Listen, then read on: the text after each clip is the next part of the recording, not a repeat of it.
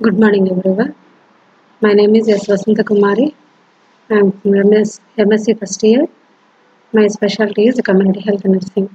Today we are discussing about the ecosystem. Eco- the term ecosystem was proposed in 1935 by British botanist Professor Arthur Transley. An ecosystem includes all living things like plants, animals, and organisms in a given area interacting with other and also with their non-living environments like weather, earth, sun, soil, climate, and atmosphere. An ecosystem is formed when the community and non-living environment interact and function together.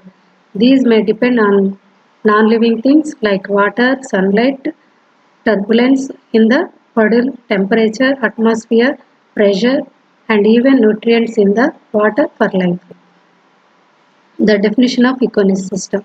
Ecosystem is defined an area in which a community lives with interactions taking place among the organisms between the community and its non-living physical environment. Another definition is that an ecosystem is formed by the interactions between all living and non-living things. Size. To make things samples, ecosystem can be categorized into three main scales like micro, meso, biome. Micro is a small scale ecosystem such as pond, puddle, tree, trunk, under a rock, etc. Meso. Mesosystem is a medium scale ecosystem such as forest or a large lake. Biome. A very large ecosystem or collection of ecosystems with similar abiotic factors such as an entire rainforest with millions of animals and trees with many different water bodies running through them. Components. There are two major components of an ecosystem. Living organisms. The living organisms refer to the biotic community which includes plants, animals and microbes. Plants in the presence of sunlight convert carbon dioxide and water into carbohydrate and thus manufacture their own food. So they are called the producers.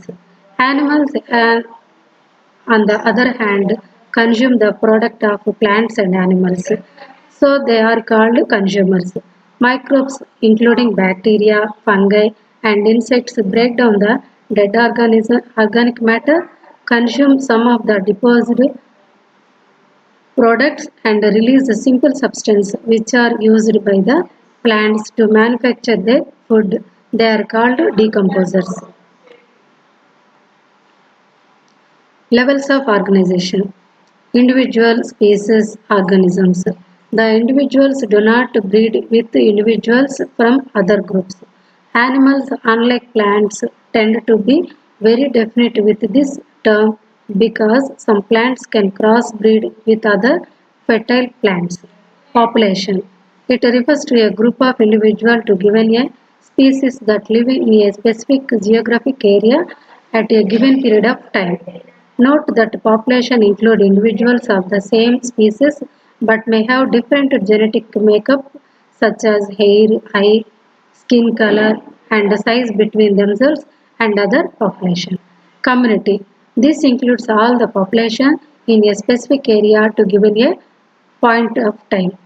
A community includes population of organisms of different species.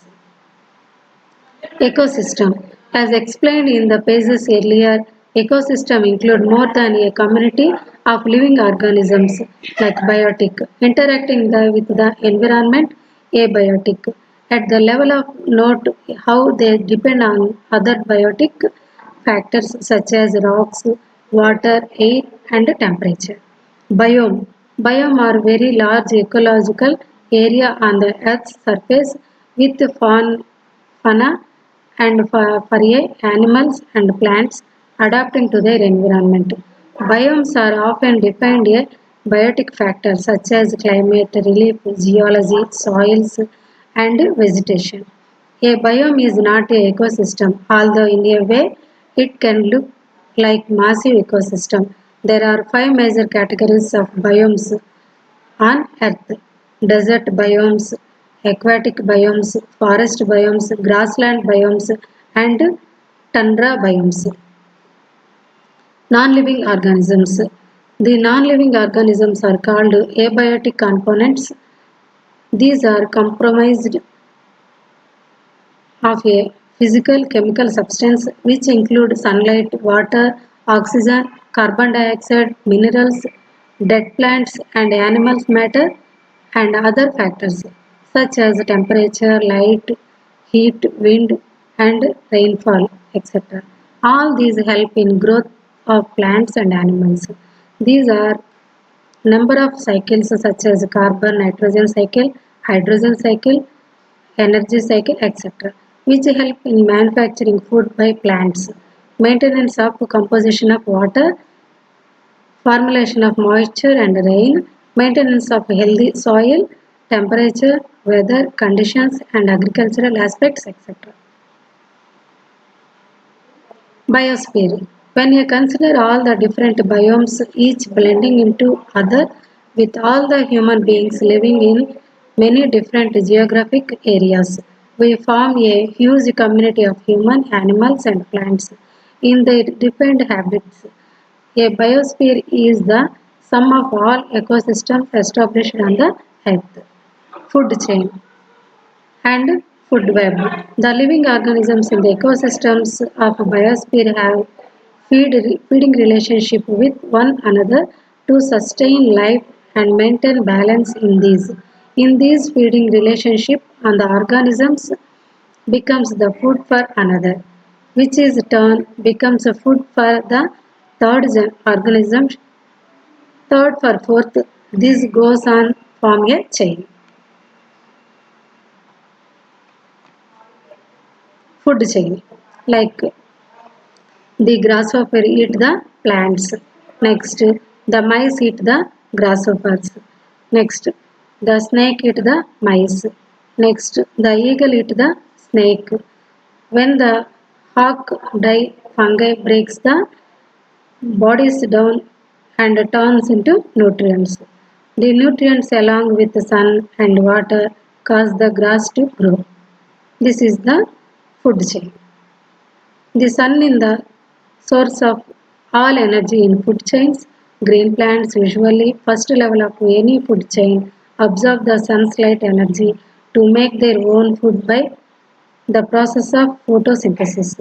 The second level of food chains is called the primary consumer. These consumer the green plants, animals. In this group usually herbivores. The third in the chain are secondary consumers. These usually eat up the primary consumers and other animal matter. They are called carnivores. Example lion, snakes and cats. The fourth level is called tertiary consumers. These are animals that eat secondary consumers. Quaternary consumers eat tertiary consumers. At the top of the level of predators, they are animals that have little or no natural enemies. They are the bosses of their ecosystem. Predators feed on the prey. A prey is an animal that predator hunt to kill and feed on. Predators include wolves, snakes, etc. Humans also be called predators. When any organism dies, dentivores like vultures, worms, and crabs eat up. The rest of broken down by decomposers, most likely bacteria and fungi. Like you see the first producers like plants, fruits. These the plants are the producers. Next, the primary consumers, the the giraffe, rat. Next, the birds, rabbits are eat the grass and plants. These are the primary consumers. Next, secondary consumers are they eat the um, they eat the rats, mice. Next, these are called like snakes, frog. These are the secondary consumers. Next, tertiary consumers are the vultures, lion.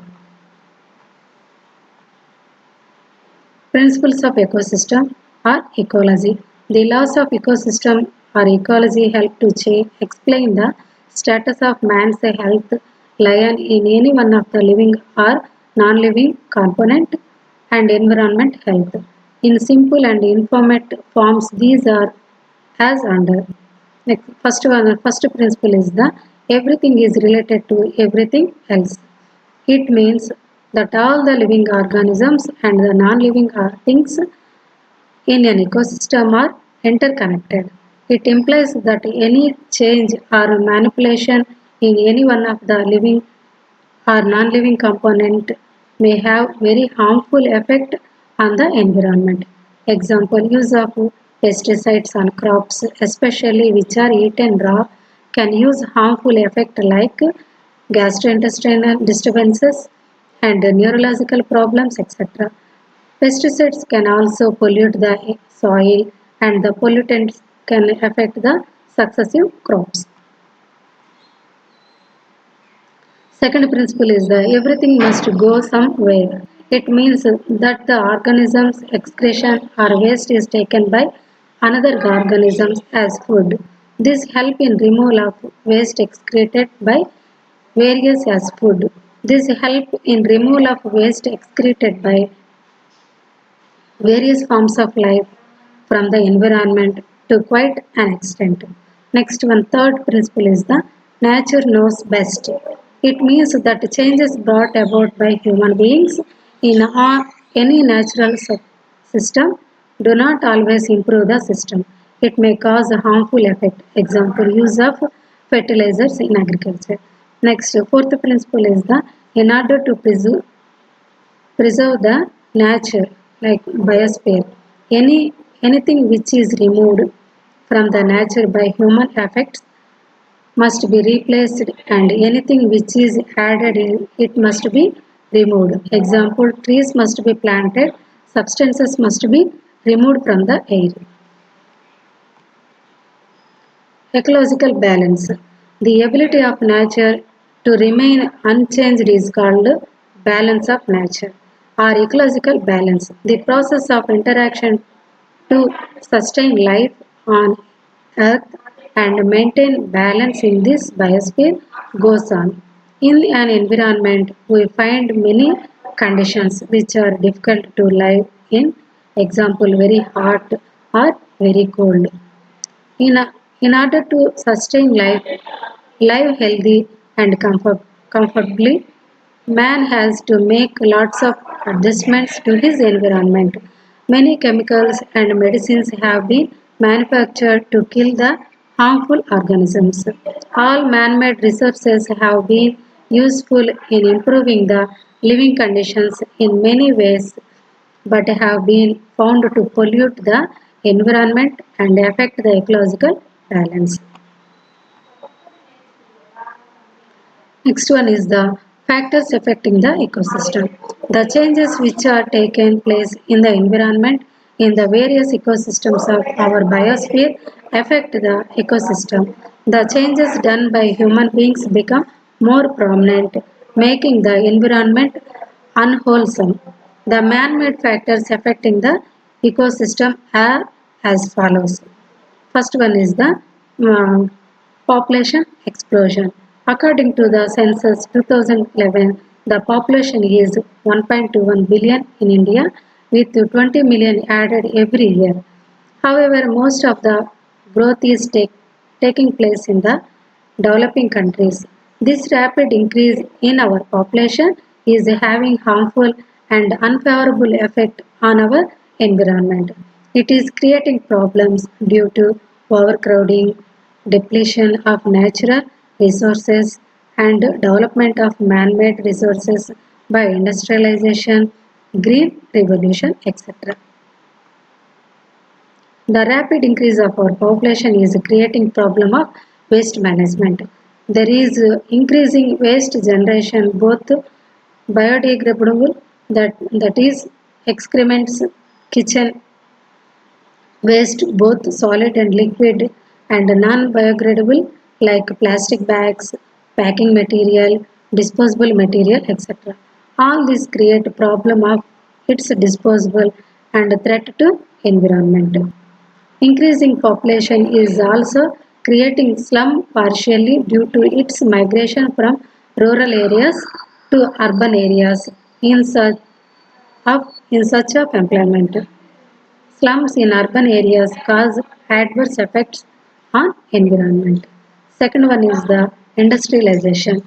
By developing industrial revolution in the 20th century, different types of industries like cottage and large scale industries are developed.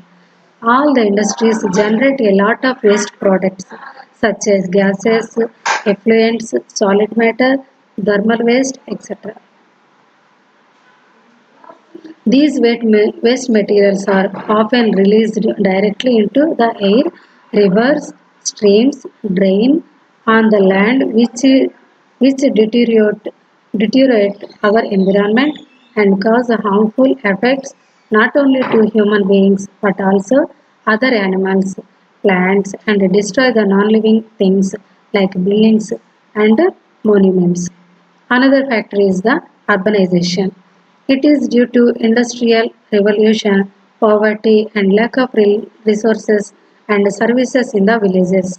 People from the village migrate to the towns and cities for employment, education, etc., resulting in overcrowding and slums most often on the unauthorized land. Usually in these areas there is a lack of the basic amenities like water, electricity, drainage, toilet facilities, etc.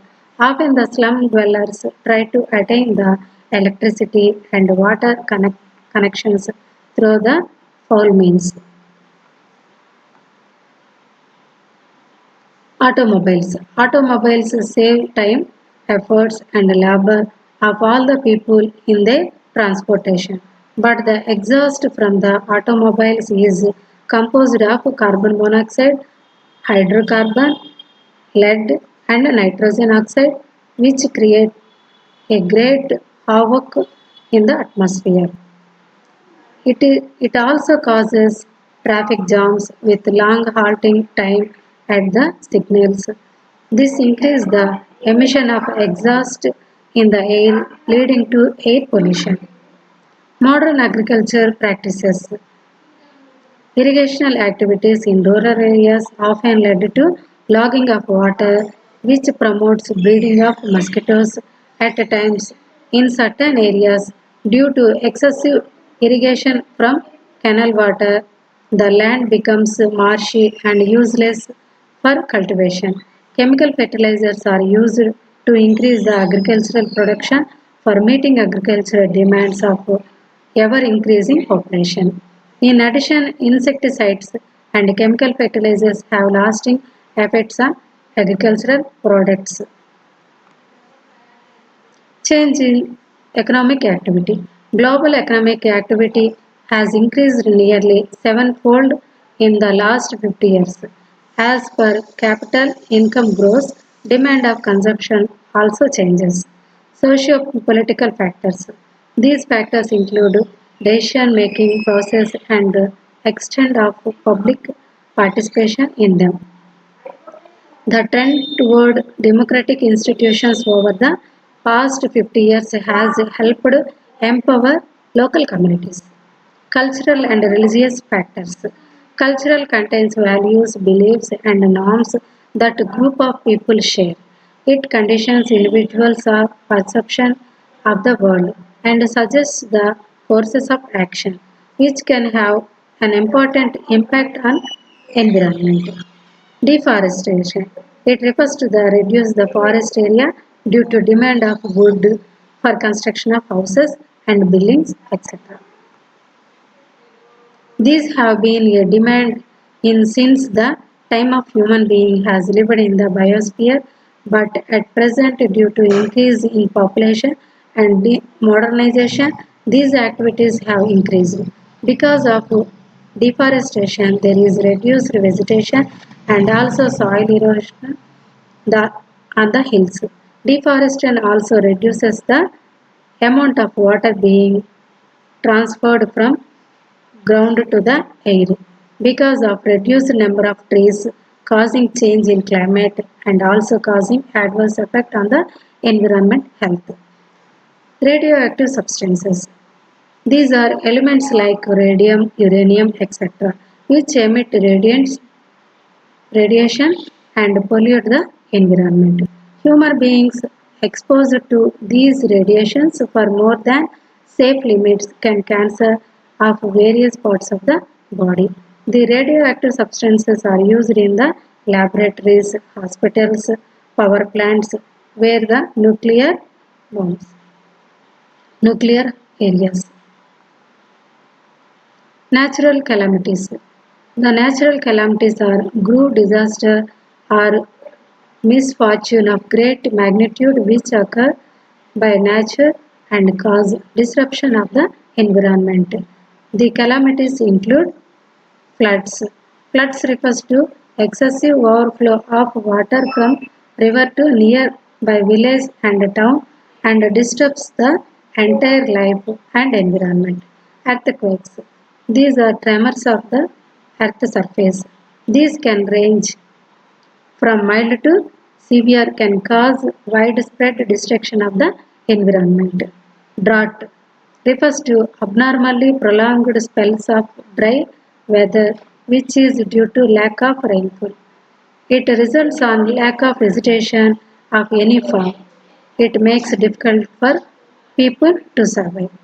Cyclones or storms, violent disturbances of the atmosphere with high speed winds with frequent rain, thunder. Volcano. It refers to ejection of various gases, ash, and molten rocks like lava, with tremendous heat from the within the earth through the weak surface of the mountain. This can destroy the entire surroundings. Landslides. Falling of large mass of earth along the slope of mountain, not to the area down the mountains, causing lot of damage.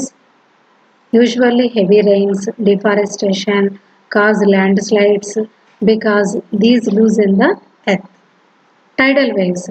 Occurrences of exceptionally large waves in the wave in the ocean when the earthquakes occurs deep inside the bottom. These waves usually destroy the towns, cities, villages in the coastal areas. Biodiversity. Biodiversity is the term used to describe the variety of life found on the earth and all the natural process. This includes ecosystem, genetic and cultural diversity and the connections between these and all the other species. The definition of the biosystem, biodiversity. Biodiversity strategy defines biodiversity as the variety of species and ecosystems on Earth and the ecological process of which they are a part, including ecosystem, species, and genetic diversity. In short, the term is used to refer to life in all its forms and the natural process that support and connect all forms. The level of organization of biodiversity include ecosystem, species, and gene components. The species are a complete self-generating unique ensemble of genetic variation capable of interbreeding and producing fertile offspring. Genes are the working units of heredity.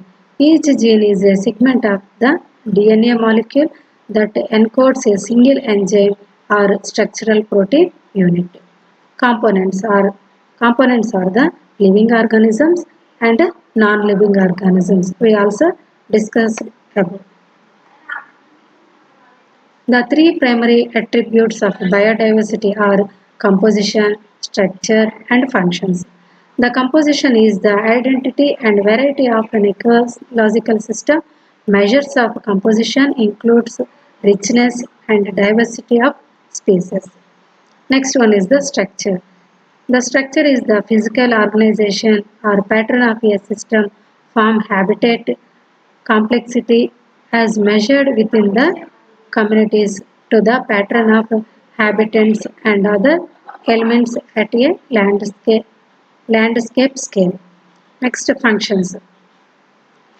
The functions are the result of one or more ecological and evolutionary process, including predation, gene flow, natural disturbances, and mycorrhizal association, as well as abiotic process such as soil development. Like biodiversity provides a number of natural services for everyone. Ecosystem services such as protection of water sources, soil formation and protection, nutrient storage and recycling, pollution breakdown and absorption, contribution to climate stability, maintenance of ecosystem, recovery from unpredictable events. Biological resources such as food, medicinal resources and pharmaceutical drugs, wood products, ornamental plants, breeding stocks, pollution reservoirs, future reservoirs, future resources, diversity in genes, species and ecosystems. Social benefits such as research, education and monitoring. Recreation and tourism, cultural values.